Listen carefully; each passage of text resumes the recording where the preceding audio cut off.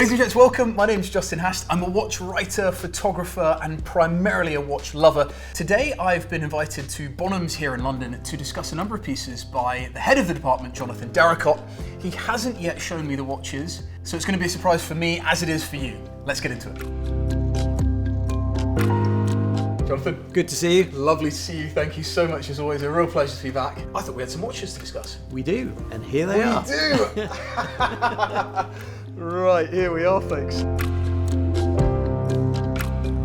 Let's dive straight in. Immediately, I know what caliber I think is inside this. So this is a JLC 101, which was the world's smallest caliber. Absolutely, yes. But actually, when you look at the dial itself, it doesn't say JLC on it. It doesn't. It says some other brand on there, which is... It's got Cartier, but it's the smallest application on the dial I think I've ever seen. At the very top of the dial, it says Cartier. So tell us a little bit about this, John. So made for Cartier by JLC, and then the case is very typically Art Deco. It is one of the most elegant watches that you can get, and the fact that it's the 101, it means that the movement is stacked. That's how they've managed to reduce the sizes, and it's an extraordinary thing. Yeah. It is quite something. I think we have to touch on the fact that Cartier at the moment seem to be white hot, untouchable. Yeah. Well, funny enough, this model was something that the Queen wore, the late Queen. Yes, indeed. And it was one that she favoured, and I think she actually wore it during her coronation day. It's incredibly beautiful, incredibly elegant. It feels very much of the moment. I'm sure it'll do really, really well. Next up, we've got a Rolex. Now, I knew that there was a Rolex in there, right? I just wasn't prepared for what we've got here. I was expecting a sports model. And we could have bought you endless sports models. We could have bought you diamond encrusted sapphires, the whole works, and we've got them in the sale. But this is actually my favourite type of Rolex, nicknamed the Padaloni, because it supposedly looks like a frying pan. It's got a big, wide, expansive dial, but it's very clear. It's very interesting. Are you seeing more interested in this particular era from Rolex? Because of course it is a sort of niche part of collecting. Having watches that are in good condition of this rarity, it means that you don't see them very often. It's a very wearable and it's a very interesting watch. Next up, something that's a little bit more modern, but from a maker that again, and much like Cartier, has been enjoying rise in the last couple of years, F. Journe. This is also aesthetically beautiful and complicated. Yes. What have we got here? So that's the F. Journe. And I always get this wrong every time I say it. No, you're going to have to say it for me. Chronometer Resonance. Resonance, thank you, Resonance. So Breguet introduced the idea of using two balance wheels together, which is what this is based on.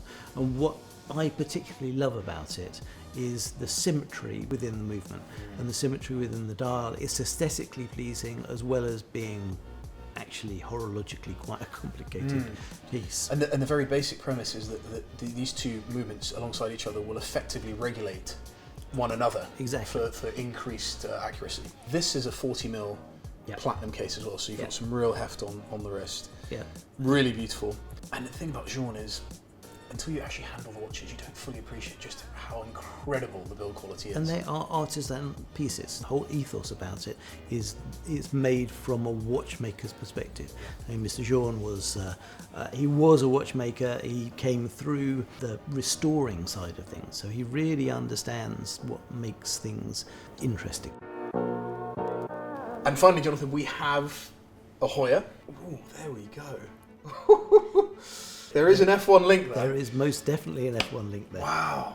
Look at that, folks. That's a beauty. And I tell you what, a bracelet like you see very, very rarely. What have we got here, John? This is beautiful. So this is the Carrera, and this was actually given to Terence Regan, who was the manager of Team Surtees. And it was given by Jack Hoyer, and it was one of 6 that was given at the time. So this makes this an exceptionally rare watch, and the connection with the F1 is undeniable. It's come through the family and it is just in great condition. It's a case shape that's instantly recognisable. It's got a Mevermox sort of vibe to it, almost a Genta Constellation from the era, but instantly recognisable.